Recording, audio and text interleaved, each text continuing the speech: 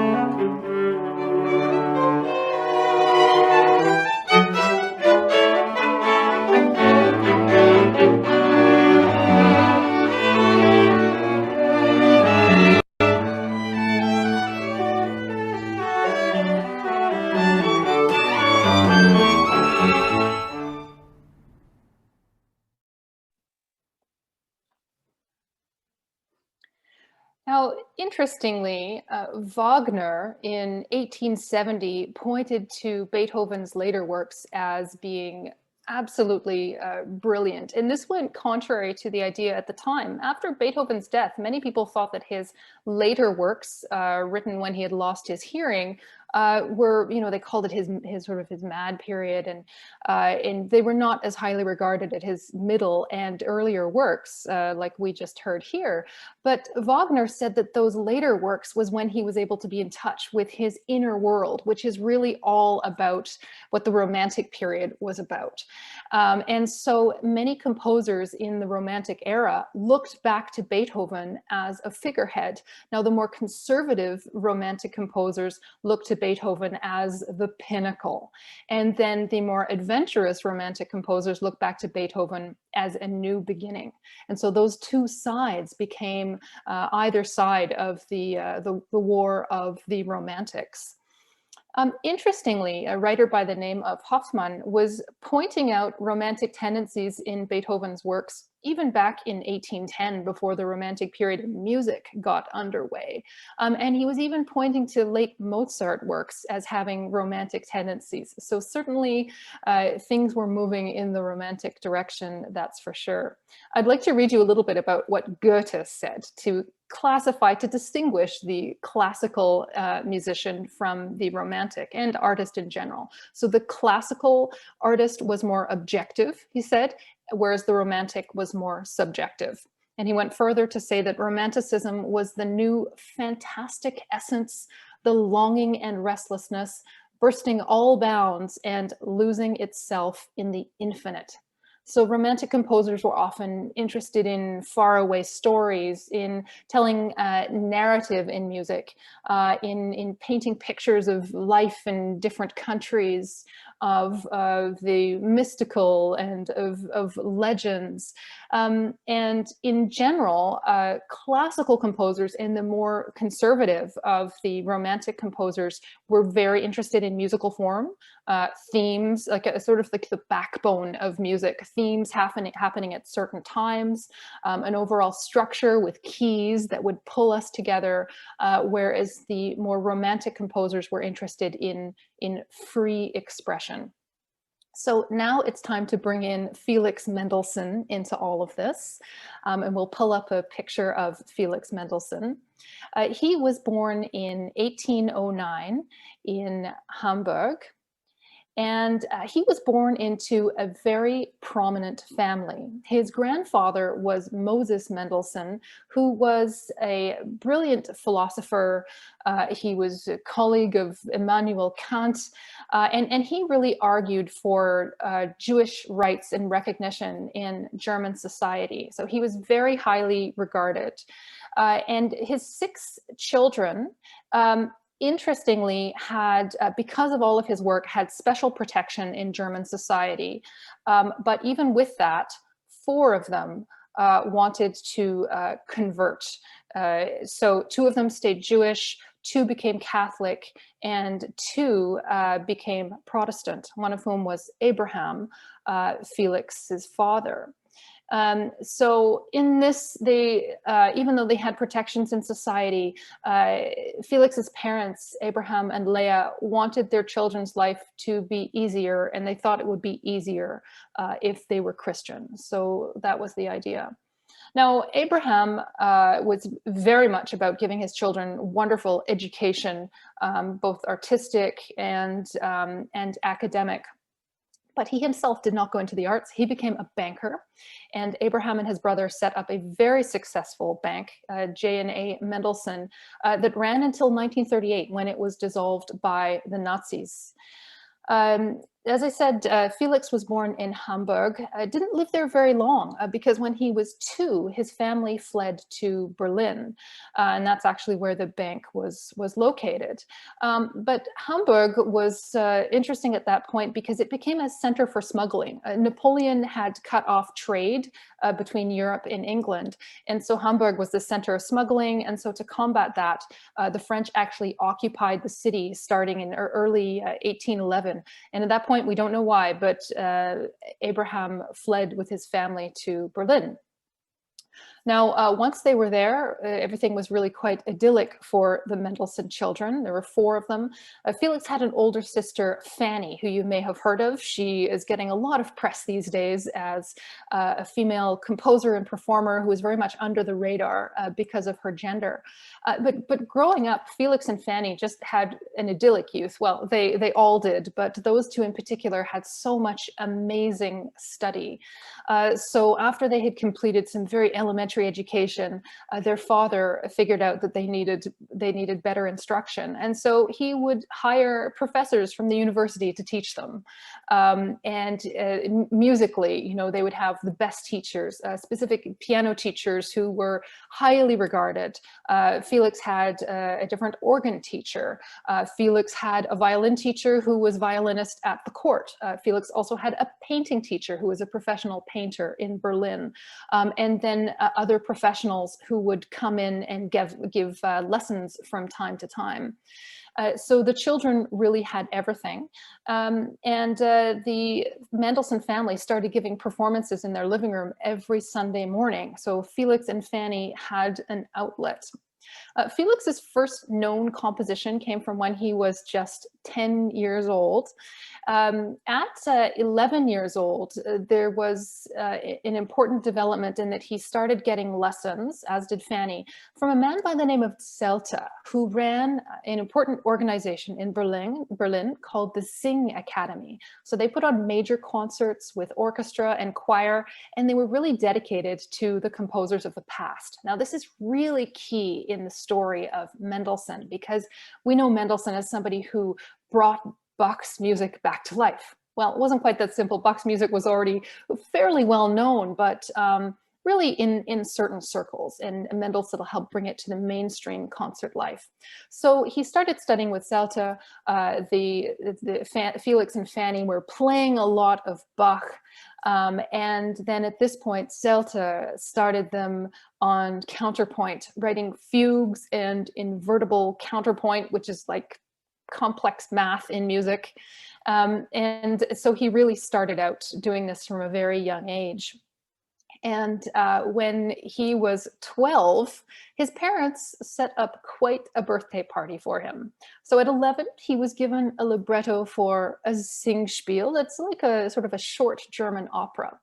And so for his birthday, his parents mounted it for him. Now, this meant that they got professional musicians from Berlin, professional opera singers, professional orchestra players. They had it rehearsed repeatedly because it was presented fully staged with costumes in the Mendelssohn home. They converted their hall into a theater, and that was his 12th birthday present, was his opera brought to life. So that just shows you how privileged Felix was, and Fanny as well. I mean, they had everything. It was really quite remarkable. Around this time, Abraham was starting to have conversations with Fanny that, you know, she really needed to plan for marriage rather than a career in music, which is very sad. But she still did manage to get some pieces of hers published, sort of snuck in with Felix's pieces at first, and then later on in her life, she had her own publications. But as a woman, she was writing more sort of salon-type pieces, songs like Lieder, or pieces for piano, rather than the larger scale works with orchestra that Felix was allowed to tackle. Now, at 12, Felix met a very important lifelong friend. And Schulte, again, his teacher, was musical confidant to none other than Goethe. My goodness. So Goethe wanted to introduce Schulte wanted to introduce Felix to Goethe. So off they went to Weimar. And they got there, and Felix said, well, what should I play? And so Schulte said, why don't you improvise something? So he said, what should I improvise? And so Schulte gave him a theme, played him a theme, and right there, Felix improvised on the spot. And Goethe was absolutely stunned. My goodness, it was a trip of 2 weeks in duration, and Goethe was absolutely taken with Felix. And it's quite interesting that he had seen Mozart as a child too. He had dealings with Beethoven. There's a famous story of Beethoven and Goethe on the streets, charging in front of royals. Goethe waited, Beethoven went across and, interrupted the royals, and afterwards said, why, I've only waited for you because I value you as an artist, but remember, history will remember us, not them. Goethe had so many fascinating interactions with musicians. But like I said, he had seen Mozart as a boy. So he was asked, what is the difference here? And he said that Mendelssohn bore the same relation to the little Mozart that the perfect speech of a grown man does to the prattle of a child. So this started a long relationship, and Felix and then later Fanny and his whole family would regularly drop in on Goethe in Weimar. Now at this point when they met, Goethe was an old man. He was 70, but they stayed close until his death. A couple of other interesting things he did with Mendelssohn is he had original manuscripts from Mozart and Beethoven, again, because he was close with them. And so he put these, handwritten scratches on the piano in front of Mendelssohn and asked him to play them. So it was really like getting a glimpse into the world of these composers for young Mendelssohn. Now, after that, Felix had a great upbringing in Berlin, again, with the best education. He started learning Greek and eventually translated some Greek works. He was writing quite a lot. At one point, he was wondering if he should become a professional painter or a professional musician, but he was doing very, very well on the musical front. And he did have some interesting family connections. His aunt was a patron of one of the Bach sons and a student of one of the other Bach sons. So he could certainly get some interesting stories from her. And another thing is his grandmother gave him a manuscript of the St. Matthew Passion when he was just 15 years old. So this becomes important. Just know that he gets this when he's 15 and is studying it on his own. He can't hear it, of course, but he's studying the manuscript for a number of years by himself. Now, also at this point, he's performing in public. He's performing weekly, often with his sister at these Sunday morning concerts. And really, the cultural elite of Berlin was coming. They were coming to hear Fanny and Felix, but also there might be other guests that would drop in on them. And when guests came to Berlin, they were often asked to teach the Mendelssohn children. One such person is Ignaz Moscheles, who then became a lifelong friend and colleague. And by the end, Mendelssohn was hiring him, even though when Mendelssohn was a teenager, he was hired to give finishing lessons, was the term, to Felix and Fanny at the piano. Now, at 16, Mendelssohn wrote his famous octet. I highly suggest you have a listen to this string octet. It's just a remarkable work, and composed at 16 will really give you some insight into how brilliant Mendelssohn was. Now, again, we can compare him to Mozart. Mozart he was composing at this time, no question. But when he was younger, he was more performing and improvising. He didn't quite have the lavish and luxurious lifestyle that Mendelssohn had, and all of the advantages.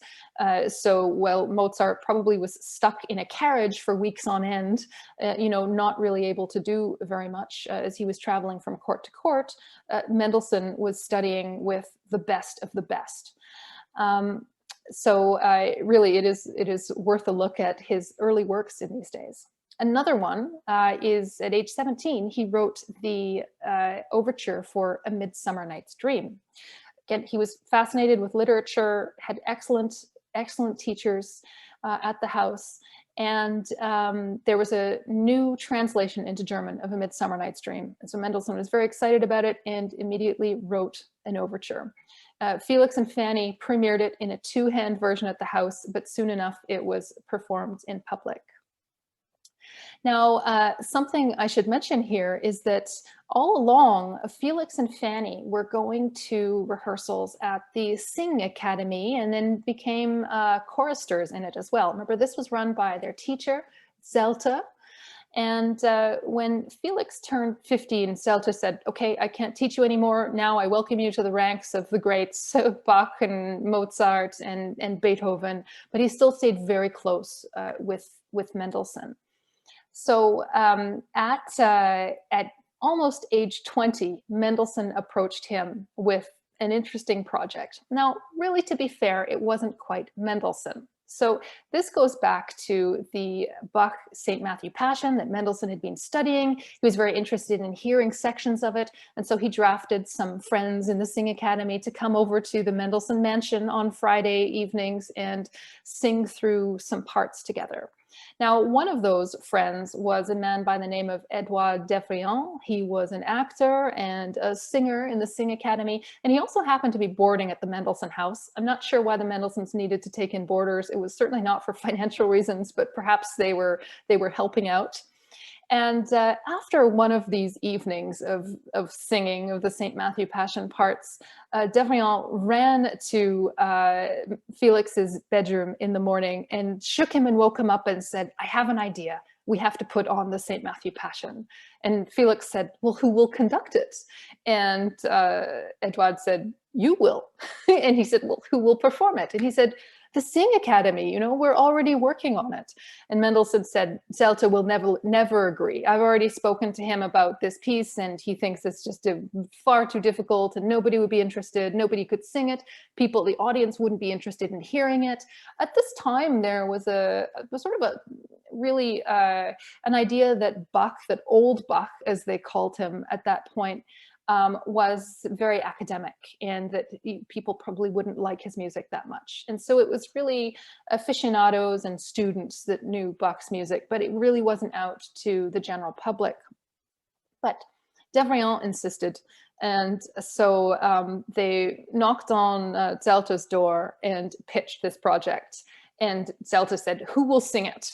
And Devrient said, we already have 10 singers. And Zelte replied by, today you have 10 singers, but tomorrow 20 will drop out. I like that. Anyway, they pushed and Zelte said no. Felix had his hand actually on the door handle and was on his way out because he saw the writing on the wall that Zelte was not going to agree to this. But it was Devrient who kept on pushing. And then in the end, Zelte said, okay, you can try it. So that's how it happened. They did it. They mounted it, and it was a massive affair. In the end, it was Felix conducting, and he was sitting at the keyboard between two massive choirs, if you can imagine that. And he was conducting them with his right hand while playing with his left hand.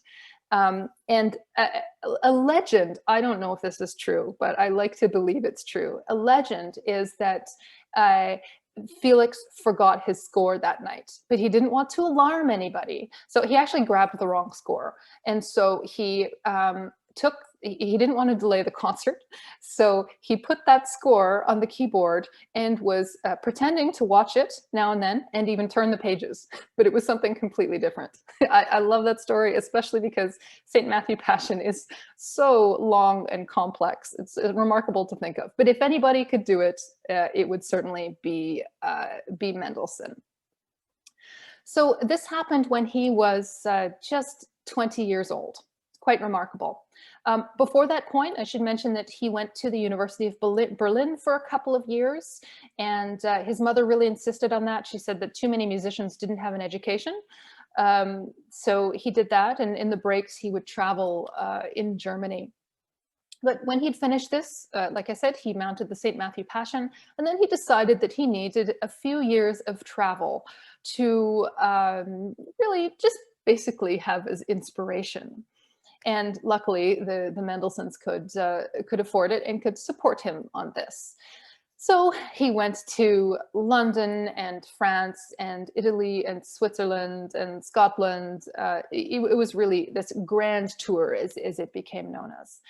But first of all, he started in London, and he was shown around by Moscheles, that pianist who had come to Berlin when Mendelssohn was a teenager. And so now, you know, he showed Mendelssohn around and introduced him. And for the first month there in London, Mendelssohn just took it all in. He mingled, he was sort of fascinated and watching people, but it became known who he was and what he had done. And soon he was asked to conduct his own works at the London Philharmonic Society. And so he conducted his symphony in C and his overture to A Midsummer Night's Dream. And immediately he became a hit.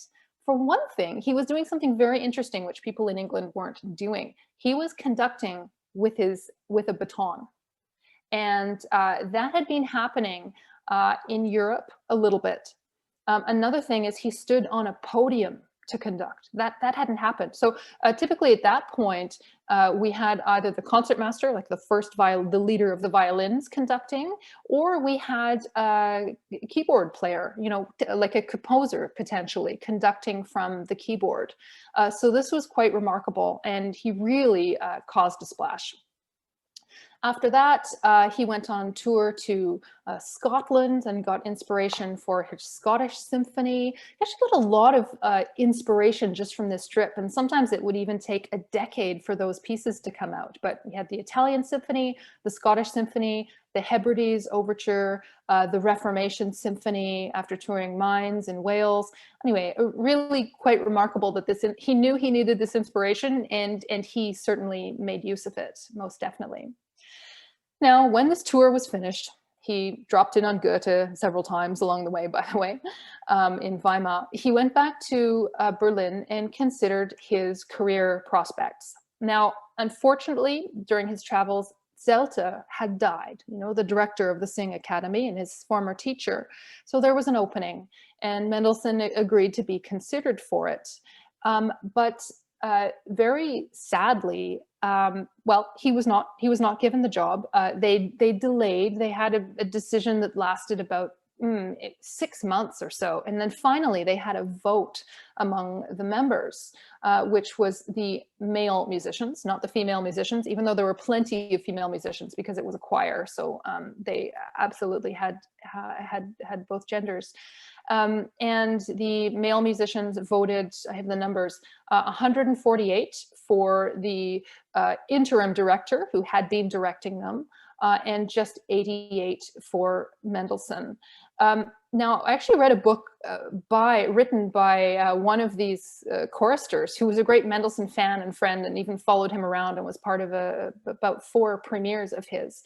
And he said that what was behind all of this was some older women who were who did not want to see Mendelssohn become the director because he was Jewish. Even though he had converted and was actually Lutheran, that still he was Jewish. Now, also this chorister who wrote this book said that there were also many little spites. Remember that Mendelssohn was really a boy with them. You know, they'd seen him grow up, and perhaps there were things they were jealous of, or still thought, you know, still considered him a boy in some regards. And certainly there was some anti-Semitism there. So that was really the only way that, from what I can see, that Mendelssohn's life was impacted by anti-Semitism while he was alive. It was certainly there after he died, no question. In fact, you know, it's kind of remarkable, but the Nazis asked for Felix's A Midsummer Night's Dream to be rewritten by a composer. So they just wanted to wipe him out, and it was actually illegal to perform his works. So, I mean, that was in the following century, but some anti-Semitism happened just after he died, and I'll get to that. But not so much when he was living. When he was living, he was a very powerful and highly regarded musician. Anyway, he didn't get that job, but he had a number of other offers. From his time in London, he had the offer of 3 commissions, should he choose to take them. And then he was offered the directorship in Dusseldorf, which meant that he would be performing conducting some orchestra concerts, choral concerts, sacred concerts. By this point, he was known also of being, somebody who was interested in sacred music because of remounting the St. Matthew Passion. And that, by the way, I'll just tell you that Edouard Devrient, the actor who helped him remount that, he said, who would have thought it would have taken an actor and the son of a Jewish man to revitalize the best Christian music on earth? I think it was something similar like that. Anyway, but he was doing a lot of sacred music, and throughout his career, he was writing for different denominations, like Catholic, Anglican, and Protestant. So his time at Dusseldorf was pretty good, but he was frustrated because he was asked to do some administrative duties he didn't particularly like, and keep track of things like ticket sales, just things that Felix Mendelssohn should not have to do. So he left there, and once it became known that he was leaving, he immediately had 3 new job offers. One was to direct the opera in Munich. Another was to be the editor of a music journal for a publisher. And the third was to be the municipal music director in Leipzig, which meant running the music program at the Thomaskirche, which is the Church of Bach, and also the Gewandhaus Orchestra. And what do you think he chose? He chose the Gewandhaus, the municipal music director in Leipzig. Well, that was a position controlled by the Saxon king. So at the Gewandhaus, he now had an orchestra at his disposal, and so much power, really, because he could decide what music to program. So he went to Leipzig in 1835. He first of all met Robert Schumann. We'll hear about him shortly. And he met a piano teacher by the name of Wieck, and his little, well, she wasn't so little at that point. She was 15-year-old daughter, Clara. Some of you might know where this is going. And really just got to know the scene. And he conducted his first Gewandhaus Orchestra concert, again, with a baton on a podium, which was very new to them. It hadn't been done there before, so that was quite striking. And he found the orchestra good, but he found there wasn't enough rehearsal. Would you believe they only had 1 rehearsal? We hear about this in classical times too. They refer to it as the rehearsal. I don't know how long it is, but these days we tend to have 4 rehearsals for a classical program. So 1 rehearsal was clearly not enough. And Mendelssohn set about improving the standards of the orchestra. So he thought there were some excellent things, but he could make them better. And for one thing, conducting with a baton and not playing an instrument at the same time meant that he could really focus and really get a lot of subtleties out of the orchestra. And in particular, he was very good at dynamics. He was very good at, the gentlest, softest pianissimo, the quietest of the quiet, which was really magical. So things like that. And he also, got some better players, just basically raised the level. But interestingly, also, he spoke out and tried to get better rights for orchestra musicians. Another thing about Mendelssohn, which isn't spoken about very much, is Mendelssohn was very generous and a philanthropist, but quietly. So he was often giving his orchestra musicians things like extra money, packages, gifts, that sort of thing. There are plenty of stories of students or needy musicians that Mendelssohn would just quietly help out. And also what he did was, he sometimes would do fundraising concerts. Like he wanted to put a monument up for Bach in Leipzig. He was in Bach's town. And so rather than take the resources of the orchestra, he actually, put on organ concerts himself and used that money to support this creation and mounting of this Bach monument. Now, things were going really swimmingly in Leipzig, but then he was asked, there was a new king, a new Prussian king that came to power in 1840, and he wanted to reinvigorate the arts, The Sing Academy had fallen into sort of nothing after they gave the directorship to that other guy who wasn't particularly good instead of Mendelssohn. And just in general, this new king wanted better arts in Berlin, so he brought in experts, including the Grimm brothers, for example, and Mendelssohn, but there wasn't much direction. So Mendelssohn at first just agreed to a year position and also wanted the freedom to conduct at the Gewandhaus. So that's what happened. And after a year, then he was offered the position of Kapellmeister. Now, by the way, the Saxon king also offered him the position of Kapellmeister, but he turned it down. And that position then went to Richard Wagner, who did perform some of Mendelssohn's works.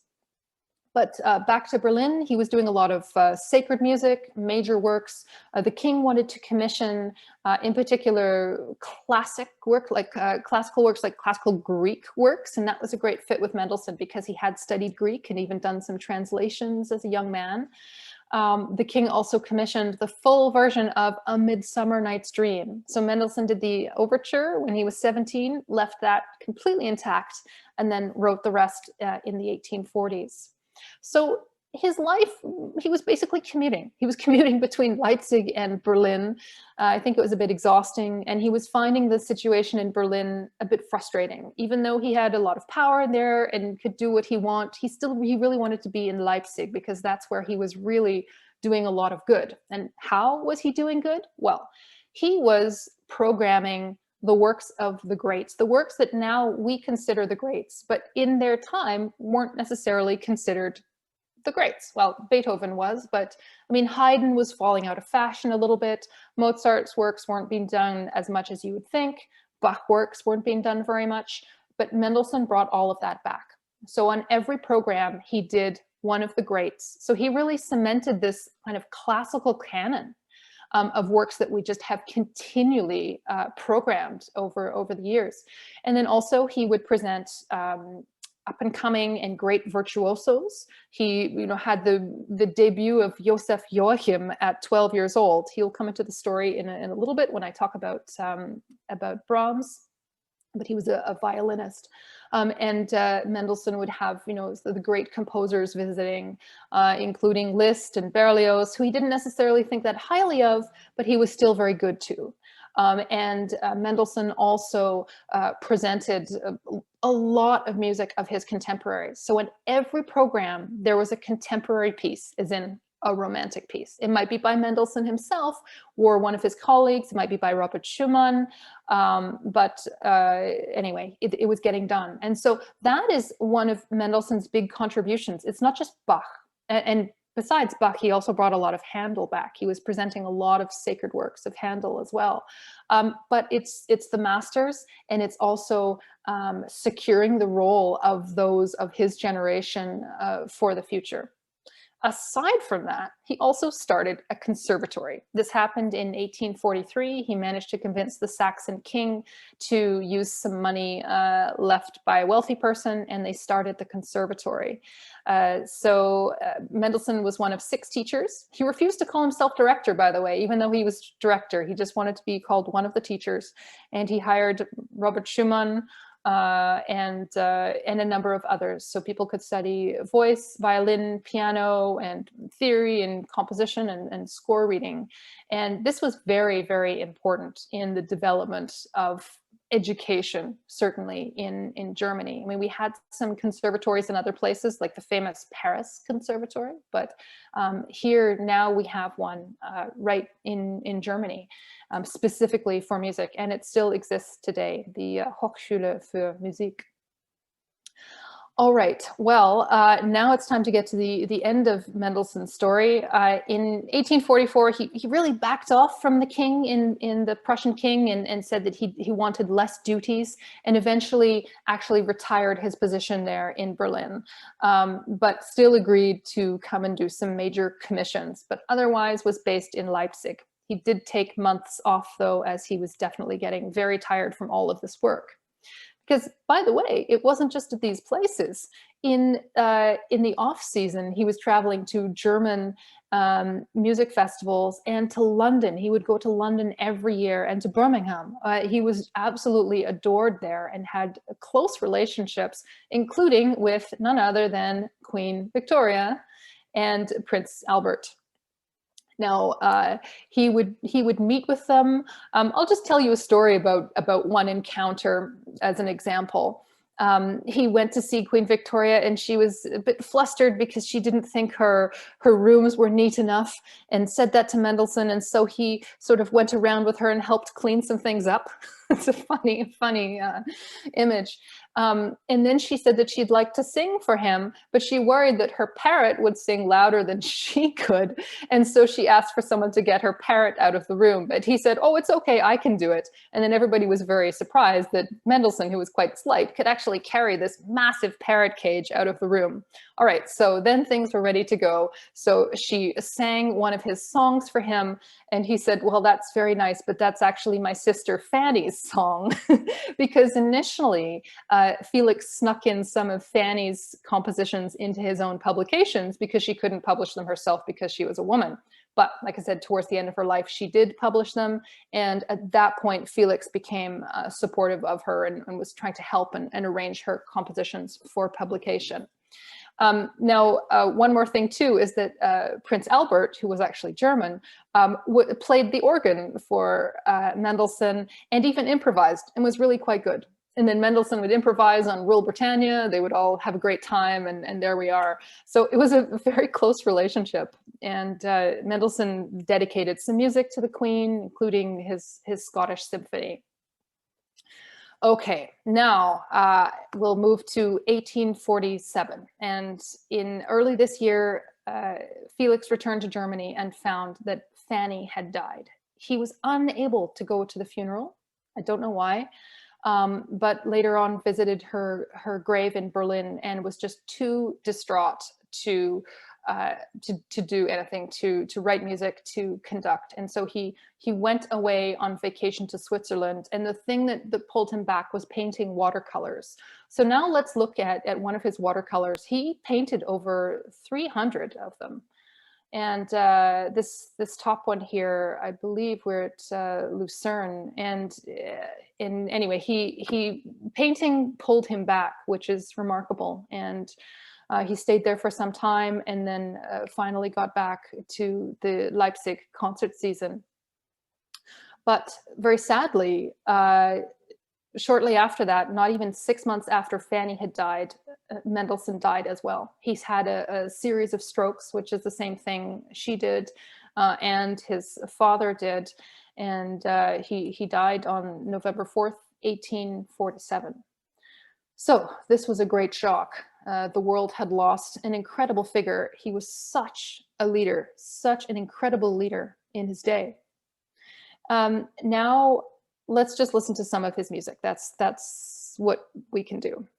And we're going to listen to his very famous Wedding March, which is from his A Midsummer Night's Dream. And this became famous, and really famous, after his death, because his friend Queen Victoria requested it at her daughter's wedding in 1858. And well, royals set trends, and she certainly did set a trend. So let's listen to the HPO Brass Quintet in Mendelssohn's Wedding March.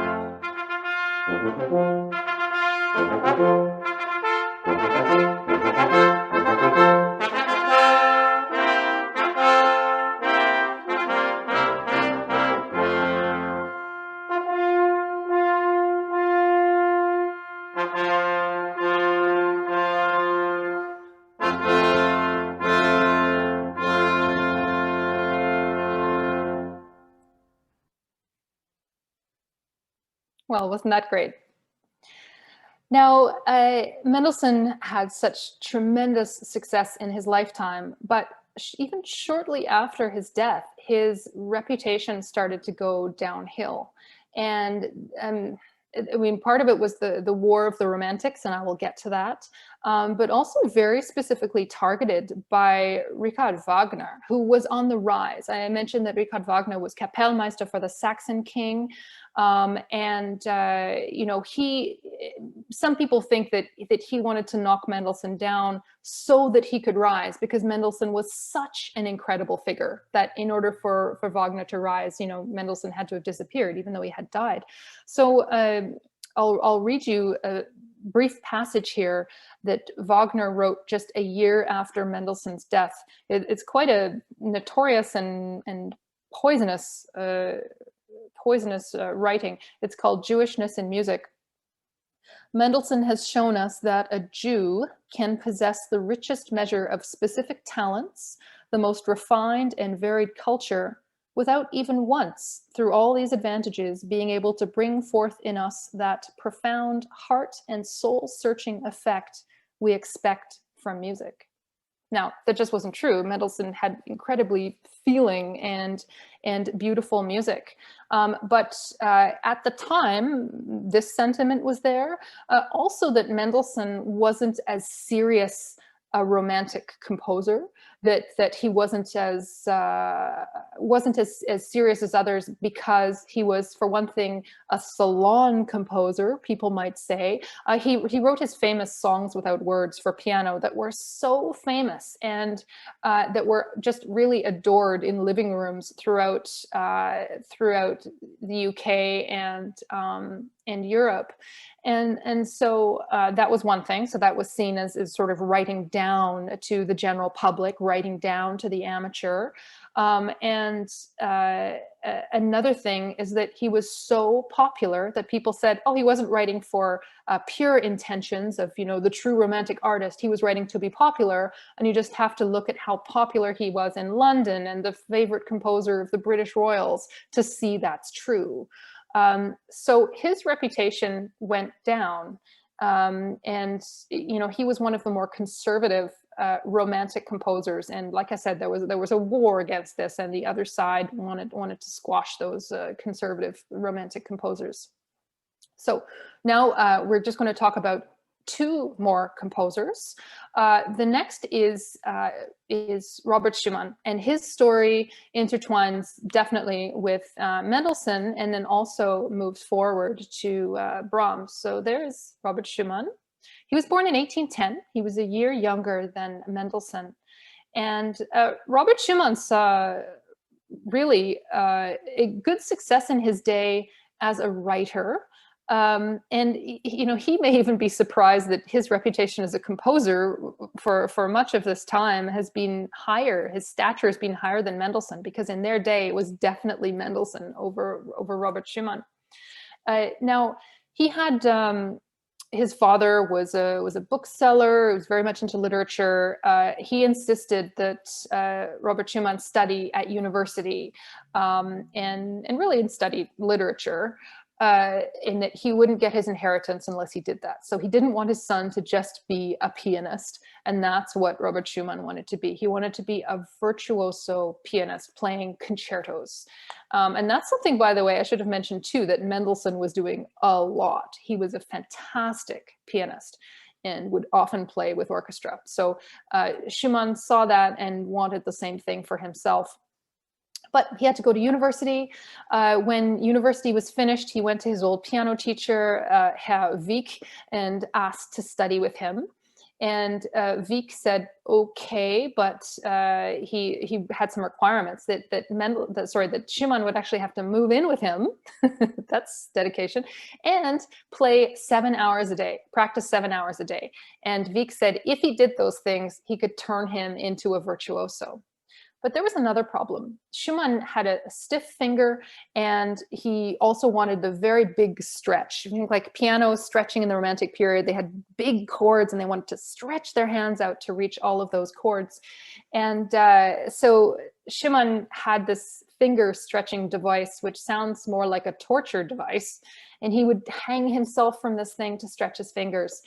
And sadly, after a few years of doing this, one of his fingers actually fused. So he could no longer have that dream of being the professional piano player.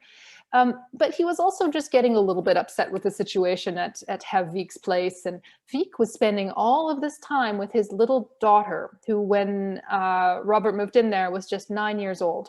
Her name was Clara. And Wieck was absolutely certain he was going to make a virtuoso out of her and would give her a concert career.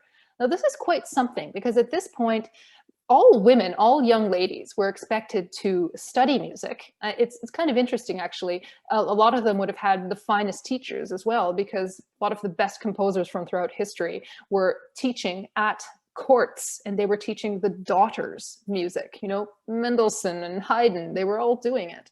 But these women could never have careers, of course, except sopranos. Well, not royal sopranos, but they needed sopranos. So women were allowed to be professional sopranos and you know, altos and mezzos, but that's it, nothing in piano. But along came Clara Schumann, and perhaps Fanny had helped pave the way a little bit, Fanny Mendelssohn, but Clara actually could have a career. And so, you know, when she was a teenager, she was starting to perform in major concerts. Now, at first, Robert Schumann was upset by this. He was annoyed at her, but she really liked him. You know, she'd fallen for him. He was like this older figure who had come and moved into her house when she was just a girl.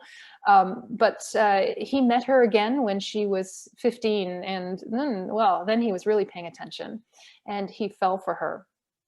But by that point, Herr Wieck did not want her to have anything to do with Schumann, because he saw Schumann had no future, or so he thought.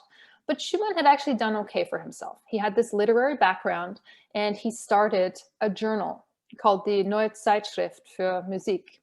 And he started actually writing before this point. And some say he gave Chopin a boost. He wrote in another journal, "Hats off, gentlemen, a genius about Chopin." And that was a great review for him. So he was definitely interested in this field. And for much of his career, people thought that he was a writer and not a musician.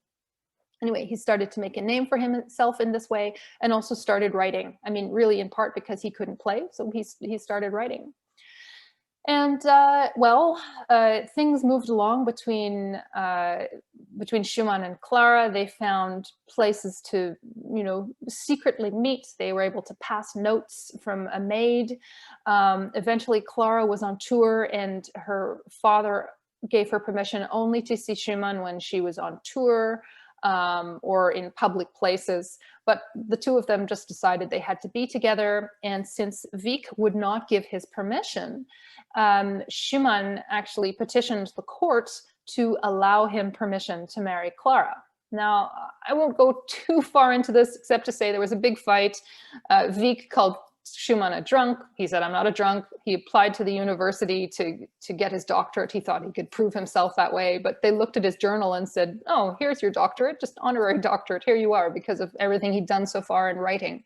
So Schumann and Clara they won. They were given the right to marry, and even Wieck was sentenced to 3 weeks in jail for slander of all of the negative things he said about Schumann. So the two of them were set. But then they had to make a go of it as musicians. And it was interestingly slightly hard for Schumann, because Clara was such a star. And she was going around all over the place performing. Sometimes she would be performing with Liszt, you know, the great Franz Liszt, who was such a showman. And Schumann would tag along to these concerts. And at one point afterwards, after a concert, an audience member came up to him and said, "Are you musical as well?" And he just found the whole thing quite humiliating. But he did rise. He did become a great composer and saw a whole lot of success in his day, and no question.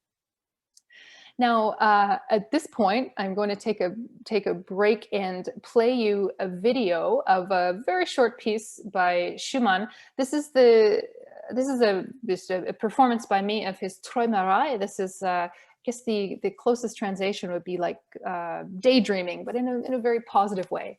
And this is from his Scenes from Childhood.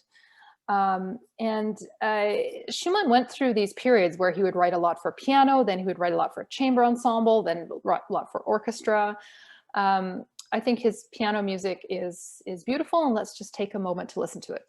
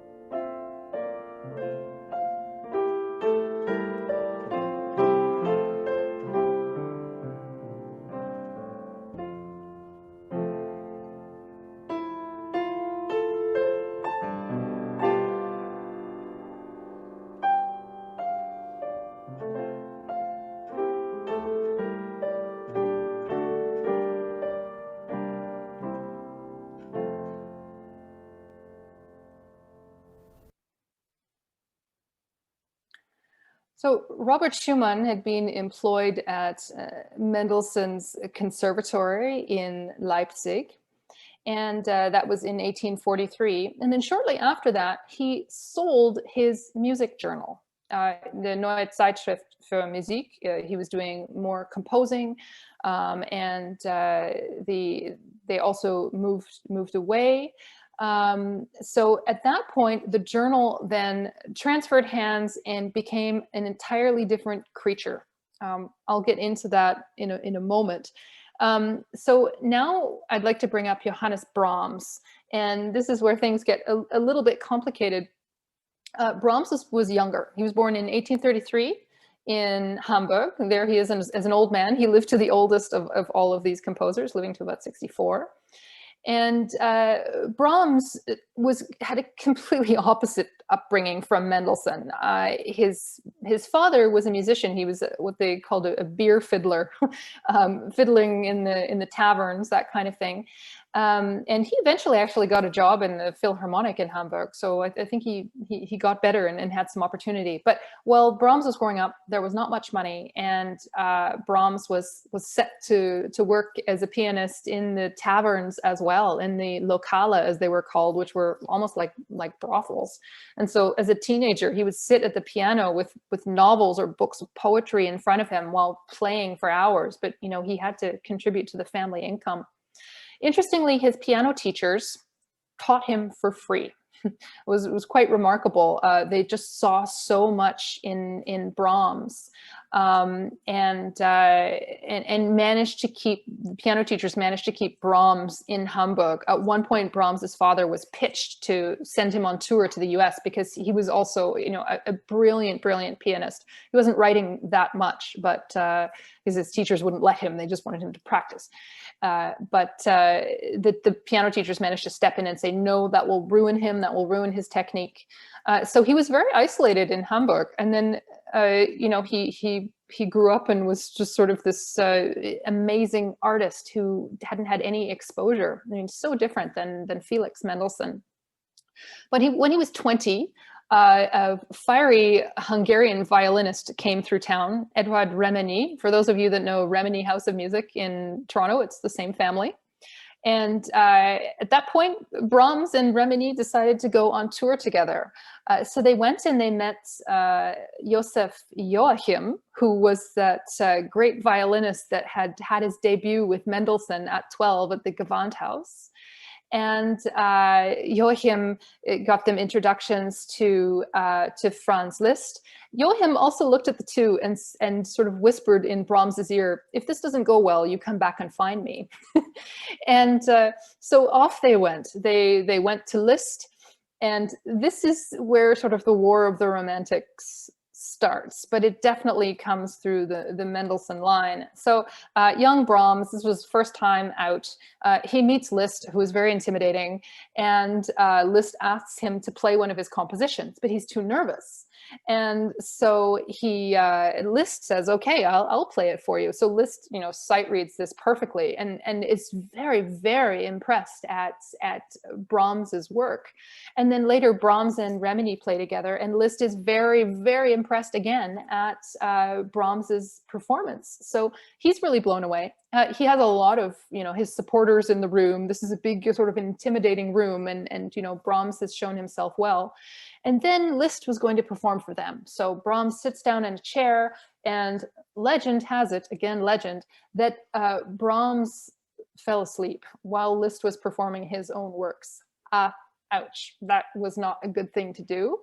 And besides, Brahms was not terribly impressed with Liszt. He found his playing amazing, but he found his compositions a bit empty. And this is something that some have found. And Schumann at this time was starting to react against Liszt as well. He'd been very, very supportive of Liszt early in his career, but then Liszt's rise to fame was quite something, and he was, you know, changing performance practice. And if you want to hear more about this, I'm doing presentations later in the week at the libraries where I'll be talking about this. But it's quite an interesting time. And so Schumann was coming out against this. Brahms didn't like it, and there we are. So it was not a great fit here. And Brahms did indeed decide to part ways with Reményi. Reményi was really moving more towards the Liszt side. So Brahms goes back, sees Joachim, and Joachim says, you have to meet Robert Schumann. At this point, Brahms said, I don't want to, because he had already sent Schumann a package of scores when Schumann was visiting Hamburg, and they came back unopened. So young Brahms already felt snubbed, but Joachim said, no, trust me, I'll send a letter of introduction, just go and visit the Schumanns. So eventually, after some months, Brahms went and knocked on their door, and well, that changed his life. It was, first of all, they welcomed him in. You know, Robert called Clara and said, come and you have to listen to this. And Brahms was playing really adventurous music. It sounds like he was actually playing more adventurous music then in his young state than he ended up writing later on.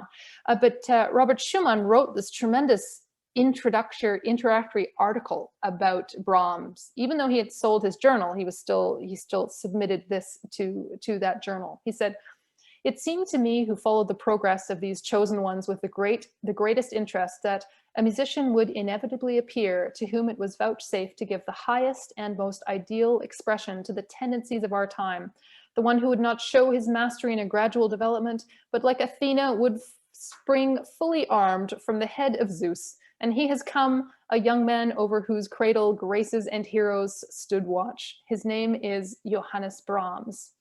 Well, isn't that great? Wouldn't that have been great for Brahms? Except for him, it was terribly intimidating. And he looked at his works that he'd already written and felt that most of them were not worthy, and destroyed them. This also created some jealousy on the other side, on the sort of pro-Liszt side. So we start to see some tension there. Now, Brahms and Schumann didn't know each other very well. And the following year, well, sorry, they got to know each other very well, but they didn't know each other for very long. And the following year, Schumann really had an episode and ran out of his bedroom and jumped in the Rhine. Now, this may seem like it's coming out of left field, but actually he had been having more and more episodes, thought to be because of syphilis. When he was back living in Wieck's house with young Clara, he was sleeping with the chambermaid, and she had syphilis. He got it. He thought he was cured by arsenic, but that was not the case. And so gradually he'd been having these serious problems. And so at that point, they got him out of the river, and he intentionally checked himself into an asylum. And he didn't want Clara to see him like that. And he also thought that he was a danger to her. So Brahms became the go-between. He immediately, went over and, tried to help Clara as best he could, and then also visited Schumann with updates. Clara only visited one time. She managed to get in to see him one time before Schumann died. But during this time, well, they fell for each other, Brahms and Clara. He fell pretty hard. But really in honor of Robert Schumann, they never did anything about that.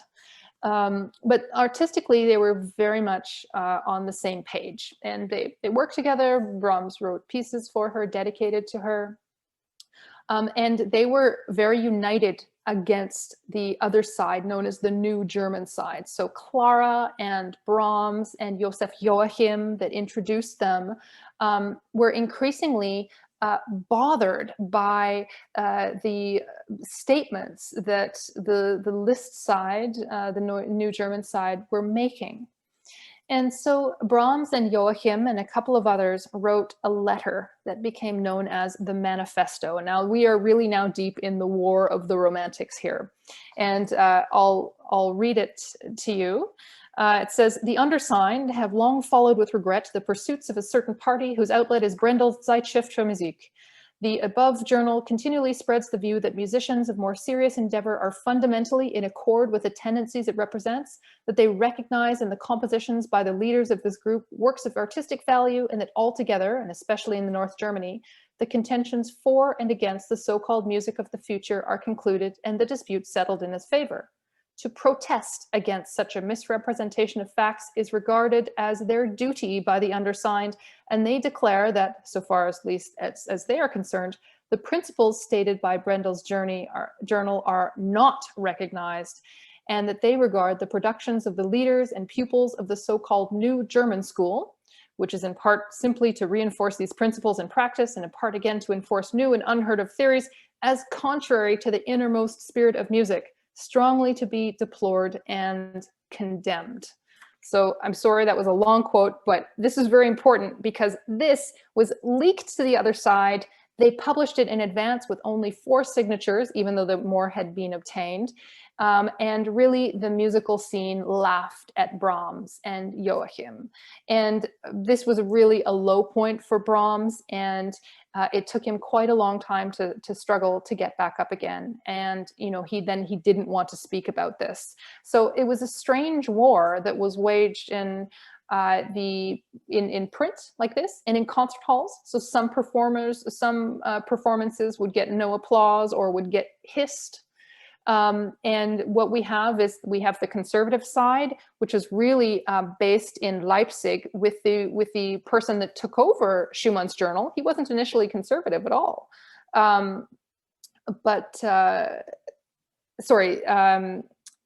and we have Brahms and Joseph Joachim and Clara, and they're more for the traditional goals here. And then we have these radical progressives, which are like Liszt and Wagner, and they favor new forms without that sort of musical backbone at the core and a sort of free expression.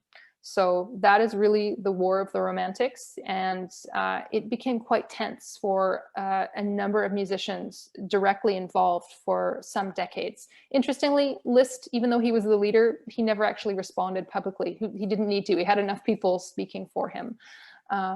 So that was the tension there.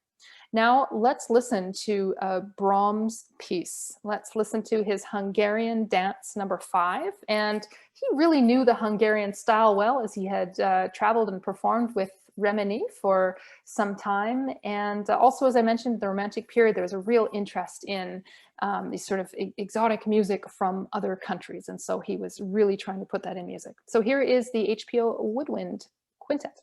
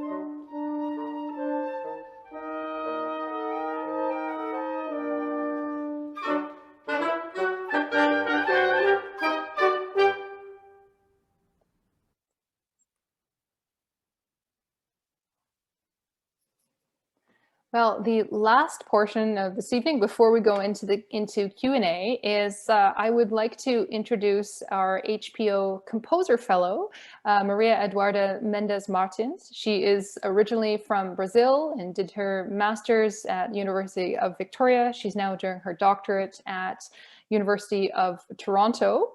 And she has written a new piece for our Mendelssohn concert, which will be on March 19th, and has a performance by Suzanne Hu who will be playing the Mendelssohn Violin Concerto. So Maria Eduarda, welcome. Would you like to say a few words about your new piece? Thank you very much, Abigail. Thank you for having me here. It's a pleasure for me to participate in this conversation and to be the fellow composer of HPO this year. As you mentioned, the concert in which my piece will be premiered is devoted to Mendelssohn, Gemma Conducts Mendelssohn is the name of the concert. So I decided to write my piece reflecting on that celebration of Mendelssohn's music. As a composer, I have been for quite a few years now bringing melodies and music materials from the past, sometimes a lot more distant than classical and romantic music even, into a 21st century music language, into a 21st century way of playing music and interpreting music in a classical music environment, sometimes for orchestra, sometimes for smaller ensembles and groups, and even sometimes for solo musicians as well. So for that piece, for my piece for HPO, I decided to do a very similar thing by using the very famous theme of Mendelssohn's Violin Concerto in E minor, and orchestrating it in a way that is not always seen in orchestral repertoire before our time, 21st century. And I am very curious to see how this difference in language will sound along with the original piece, which will be played in the same concert. So will we recognize the Mendelssohn theme in your piece very clearly, or is it disguised? I think so.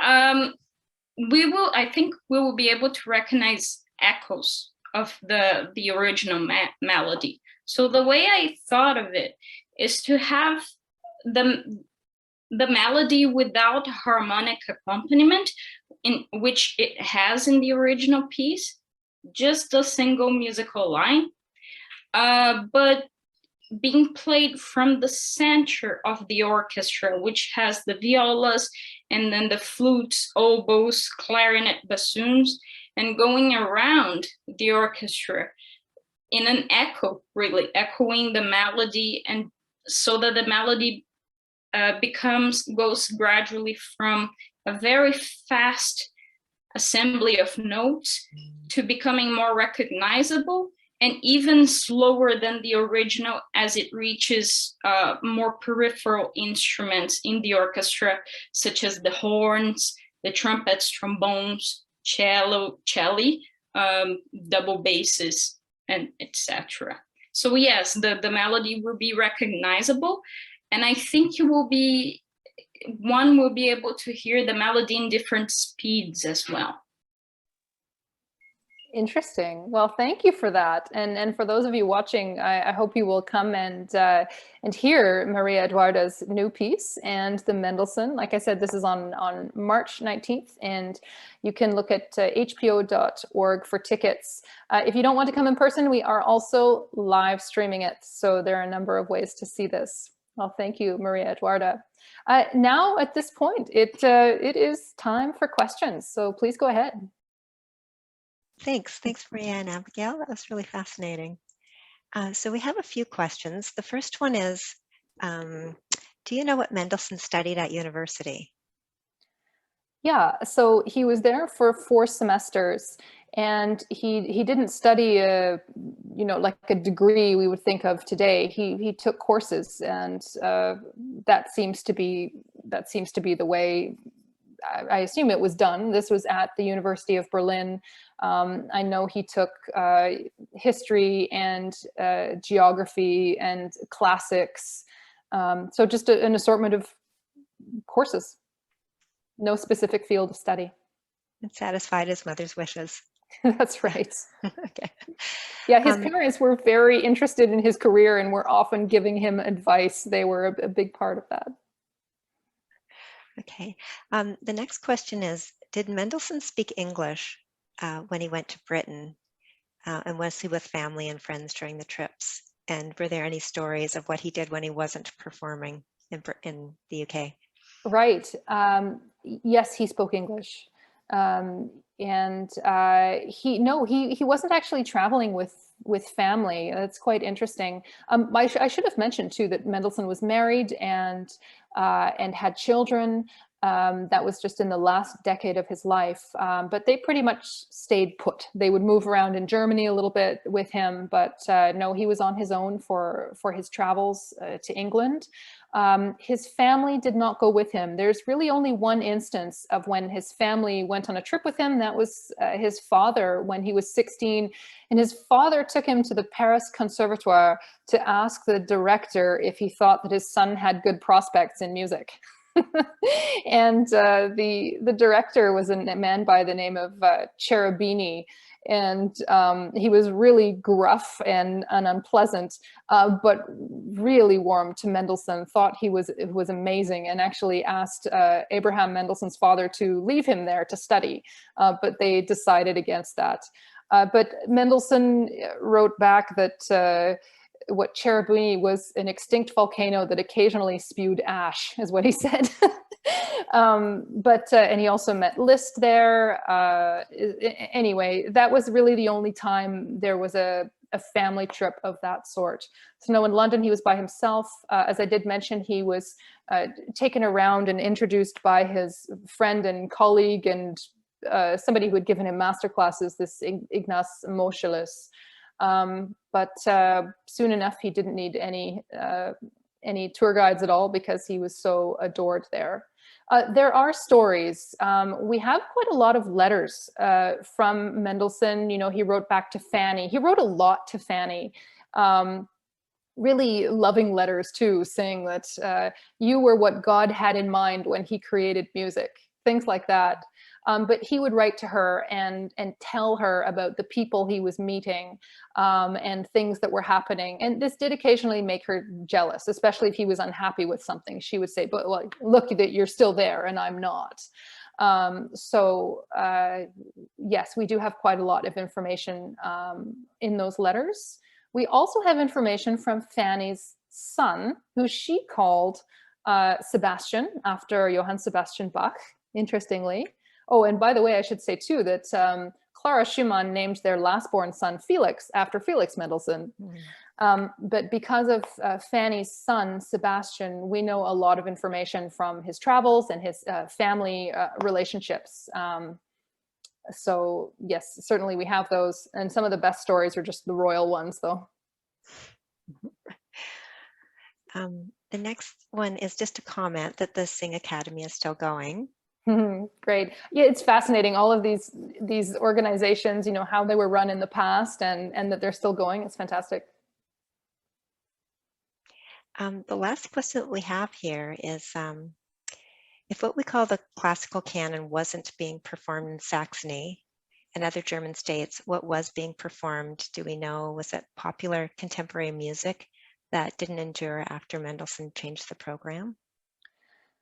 Well, it's very interesting to look at concert programs from the classical period, and there are so many composers we have never heard of, you know, contemporaries of Mozart and Beethoven, and they were being done just as much, but they didn't live on because nobody really championed them, and maybe their music wasn't good enough to live on. So yeah, it's kind of staggering how many composers there were throughout history.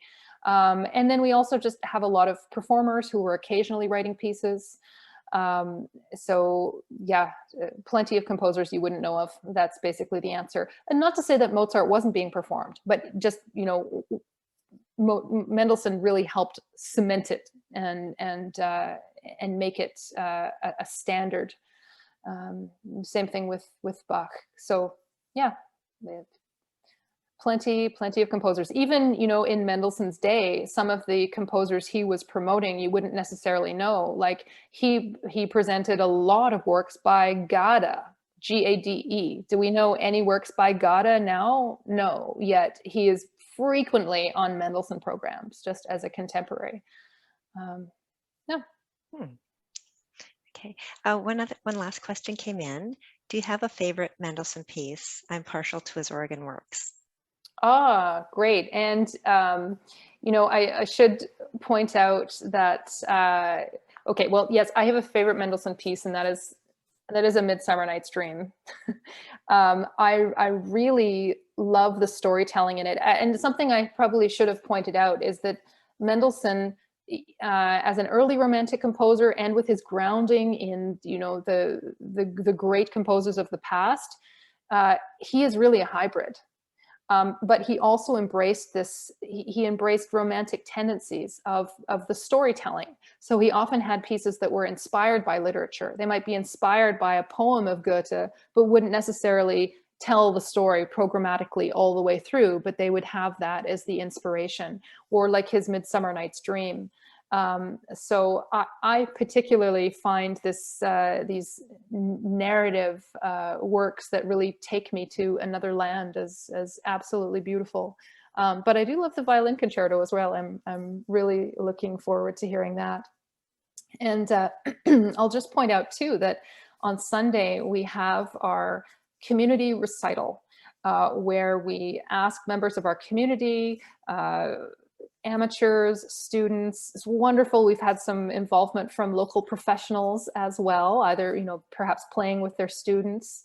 But we also have an organist, and Frederick DeVries is his name, and he's playing an organ piece on the community recital. And he even has a foot cam over his feet, so you get to see the organ pedals. So you might want to check out our community recital on Sunday. Yeah, and again, just my goodness, it's amazing that Felix was the accomplished musician as a performer that he was. I mean, it's incredible that he was an organ soloist as well. Thank you so much, Jane Brander, for fielding the questions. And I also want to thank, of course, our technical host, David Keane, but most especially we're grateful to Abigail Richardson-Schulte tonight. Abigail, you've done it again. I don't know how you do it. It's incredible. Just what a trip into the life and work of Felix Mendelssohn and all of his contemporaries as well. It's really brilliant the way you handle it, and we're very grateful and delighted that you do this every year for us. So thank you so much. Thanks to all of you for coming, and I hope that you'll be able to join us for the Halsa lecture this Saturday. Our next Halsa lecture is this Saturday, the 26th at 7:30. And you will know the work of this artist, whether you know it or not, because it's the Hamilton muralist, Lester Coloma, whose work is changing the face of Hamilton. He's going to be speaking about his work. So I hope you'll be able to join us for that. And thanks so much for coming tonight. Thanks to everyone. Good night.